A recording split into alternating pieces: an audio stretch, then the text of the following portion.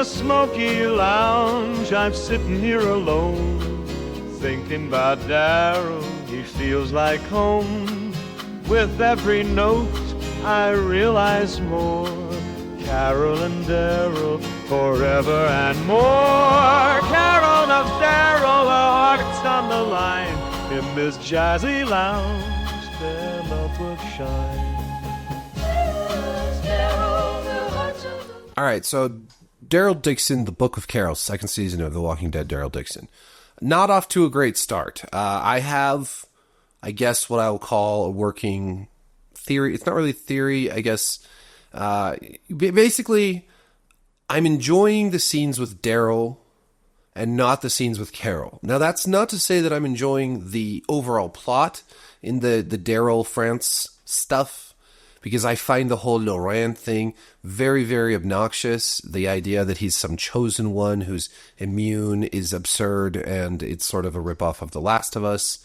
And I just haven't liked that since season 1. I think they could have done so many more interesting things in France than have this weird religious bullshit.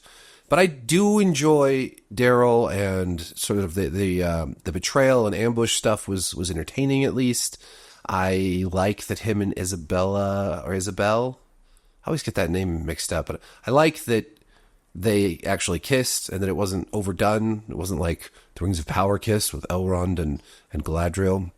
It's like, but it felt real, felt nice, like kind of the way that two people might kiss for the first time who are uncertain whether they actually want to do this. But there's not a lot to say about. I mean, they're gonna Lusang, this guy that's running the nest.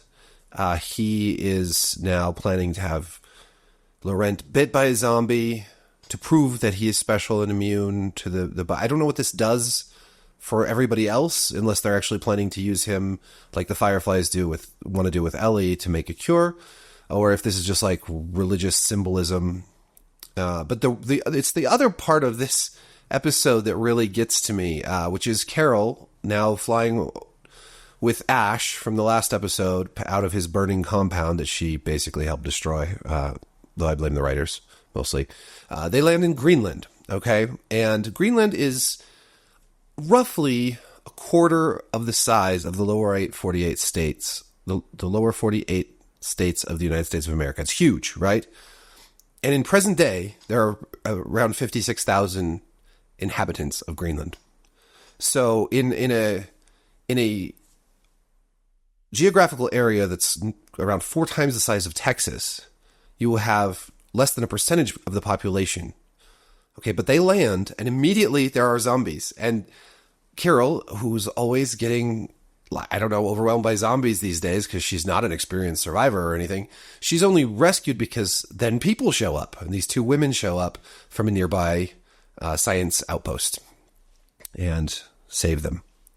Now, of course, immediately I'm just thinking there's just no way. There's no way that, first of all, that they would find zombies in the middle of nowhere like this.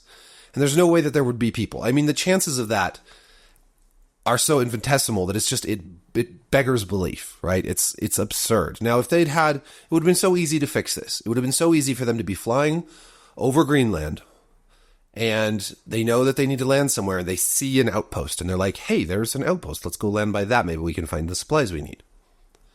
But just to land randomly, it's I mean, even seeing the outpost would be absurd, but at least you could, I don't know, you could have some map or something, like the outpost should be here. You could just make it a little bit more plausible. And I talk about this in my written review. I talk about verisimilitude, which is the sense of within a fictional work that the things that you are experiencing within that work are true to that fiction, to that world. So, we can accept the zombie apocalypse because that's the premise of this fiction. But within the zombie apocalypse, there has to be internal consistency. There have to be rules, as Negan would say. There has to be stuff that makes this plausible to the viewer. And so while we can accept that there's zombies that come out of the ground and try to kill you, it's a lot harder to swallow when it's Greenland and they just randomly run into people like within minutes of landing. These people end up being psychos, and one wants to breed with Ash, and she also tells the other one to kill Carol. It's because they want to one wants to not Okay, it's very confusing. One wants to repopulate the Earth, and one thinks that the Earth should be rid of humans, but they're working together. And I guess the plan is that he impregnates both these women, and then their kids will incestuously create more kids, and then they'll just repopulate the Earth with these incest babies. I don't really... This is another situation where, like, let's say that we did the plausible thing and they saw, like, a town or something and they landed there, an outpost, and then they met some people that had been hiding out here for years. And instead of having some wacky bullshit like this, they had those people try to take the plane from them. I mean, there you go. They want the plane. And they, trick them or whatever. It's so easy to come up with more likely scenarios than this crap. Anyways, Carol manages to convince this lady to shoot her friend instead, and then Ash shoots the flare gun into her, and they get away. They could have just landed and refueled and left, and it would have made more sense and been more economical than this. Then they get to France. They would never be able to fly from Greenland to France, first of all. They would have to stop at least in Iceland and Scotland. I mean, I've done the research. It didn't take me that long to do. Now, they could have just mentioned that they had to stop in those places along the way. They wouldn't have to show it. Again, this is just to create a plausible scenario. But they land in France. Okay, France is a big country, right?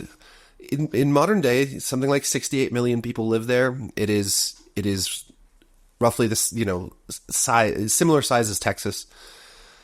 It's huge, right? When it comes to like finding somebody in France, it would not be easy. It wouldn't be easy in any circumstance if you didn't have, a way to locate them, and they don't.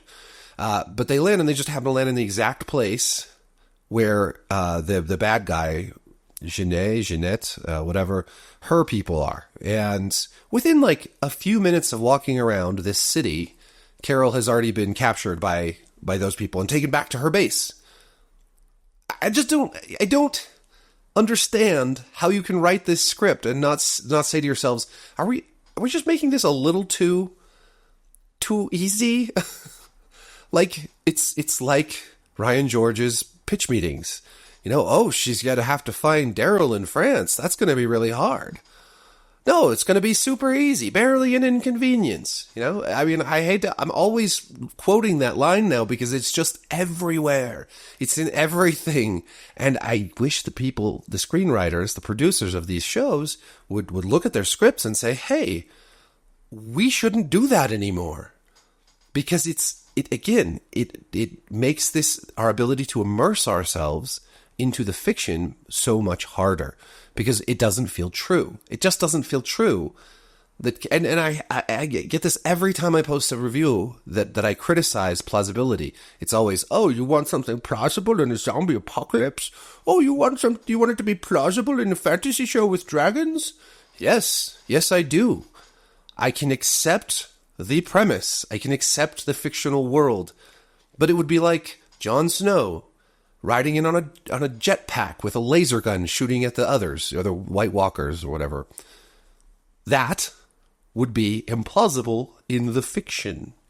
No more implausible in general than having dragons, but in a show, a fantasy show, you wouldn't expect laser guns and blah, blah, blah, blah, blah. Now, there is a time and place where you can break verisimilitude, where you can flip the script, whatever, where suddenly in one episode, you play with magical realism. It's never been done before, but you do it for an artistic reason. You do it to emphasize something in a clever storytelling technique. That's an intentional way of doing that can take us out of the story for a moment. In essence, something like breaking the fourth wall, you can do this cleverly. But that's not what's happening here. They're just being lazy. That's all it is. They don't want to have to worry about how Carol finds Daryl. They want to just have them luckily land right there, just right next to, and then within minutes she sees one of the soldiers and she follows him back to where they're giving away food. And then she, it's just, she hasn't found Daryl yet, granted, but she's gotten so close, so fast. I mean, in 2 episodes, she's gone from Maine, where it was already unlikely that she would find Daryl, because the United States is pretty big. She's already gone from there all the way to France, and now is within striking distance of her goal. Meanwhile, having left Ash back at the plane to fend for himself, which he was right. Splitting up is a terrible, terrible idea. I mean, for all she knows, he's going to get, mobbed by some bandits and the plane's going to get stolen. I mean, it's just... Anyways. So overall, I do find this show to be incredibly stupid with Fear the Walking Dead levels of preposterous writing. There's just the whole... From the very beginning, just having this in France and their explanation for how Daryl got to France, all of that is just so absurd. But now Carol getting there so easily, so quickly. I mean, she literally found out that he was taken by French people and has within the space of one episode gotten to France and almost found Daryl. That's how ridiculous this writing in this show is. I do think that there are some very nice moments. The cinematography can be really beautiful at times. When Daryl and Isabel are standing across from the nest, the island, and it's low tide, so they can't take the boat out there. I don't know if they can't walk. Maybe it's just too dangerous. I don't know. Anyways, that scene where they're standing there, the sun's over the ocean, and it's just a beautifully shot scene. Like, that's a nice moment. When Daryl's teaching Laurent how to play baseball, that's a nice scene. I think these little human moments and these slower world building, character building moments are done well. It's just that there's so much other bullshit surrounding it. So thank you for watching. Like, subscribe, leave a comment, hit the notification bell so that you get notifications for these videos. We have crossed 18,000 subscribers here, which is pretty cool, and we're getting close to 20, and then, it's just easy peasy to 1 million, right? Anyways, thank you. Peace. With every note, I realize more. Carol and Daryl, forever and more. Carol of Daryl, our hearts on the line. In this jazzy lounge, their love will shine.